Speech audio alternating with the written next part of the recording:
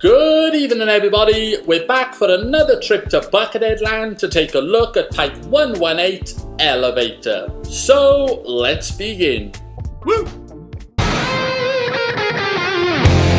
Released March 11, 2015, Pike 118 was the first of 6 Pike albums to be released that month, and the second Pike cover behind Pike 66 to show Buckethead wearing his 2011 spaceman style outfit. Nice.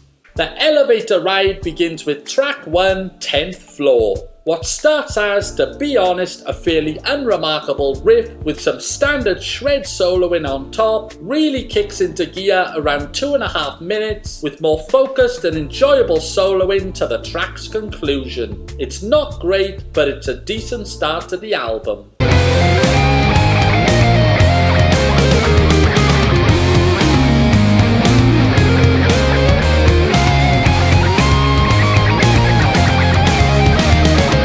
For track 2, we reached the 11th floor for the album's shortest track at just over 2.5 minutes. Like the previous track, the main riff of the song isn't particularly strong or memorable, and unfortunately, the 11th floor is probably not a place you'll ever revisit again.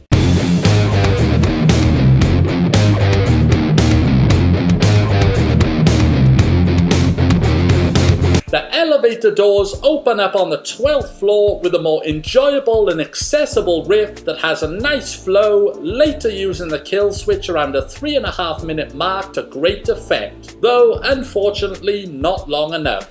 That being said, so far it's the album's best track, or floor.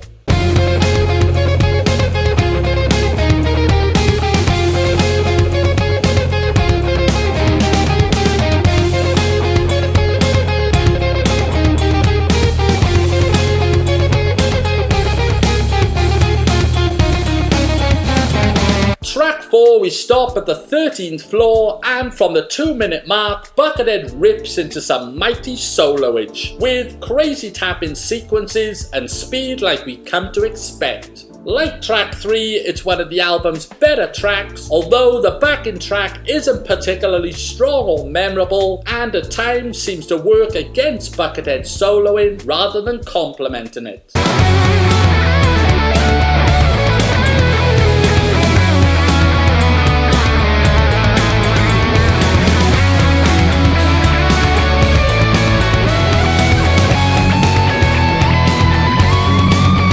For the 5th and final track, we arrive at the Flour and Head Cheese Festival. At almost 10 minutes, it's by far the album's longest track, and like the previous track around the 2-minute mark, we reach the solo section of the song. Buckethead's shred guitar skills are on full display, and at times reaches some mind-blowing speed and ability. For me, that's what this track is about. It's a song to appreciate the skills on display rather than a song of enjoyment, and that's not necessarily a bad thing.